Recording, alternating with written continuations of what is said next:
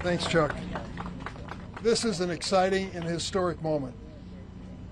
When you think about the credibility of our courts from the Supreme Court on down, it's not because they own an army to enforce their will. It certainly isn't because they have billions of dollars in media budgets to bend public opinion. It's their integrity and credibility that's at stake.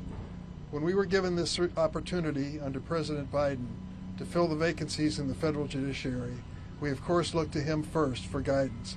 He asked us, and I think we've met his request, to bring more diversity to the federal courts. When you walk into a courtroom and your freedom and your business and your family's interests are at stake, you'd like to look up there and see a judge that you believe really understands your way of life, your plight in life, what you face.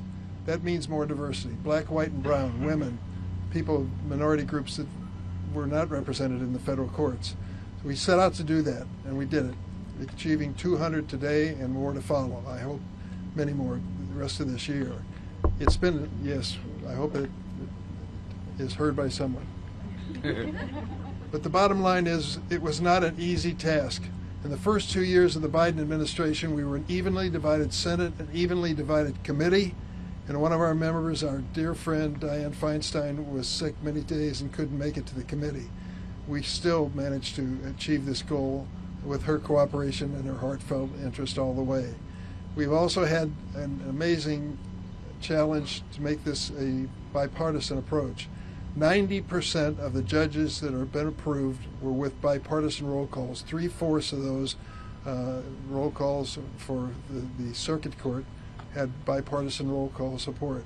So we've done our best, and I've reached out to many Republicans, some of whom I really didn't know very well, and said, let's work together with the White House and see if we could fill vacancies.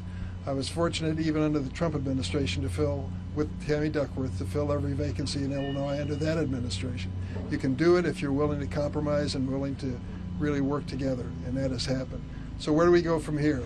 Well, with these new members of the judiciary, we have about 20% of the federal judiciary will be brand new under President Biden.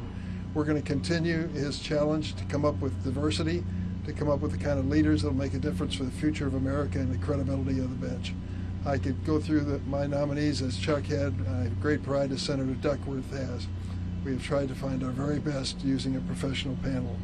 But I'd like to call at this point Fatima Gross-Graves, President and CEO of the National Women's Law Center. Fatima?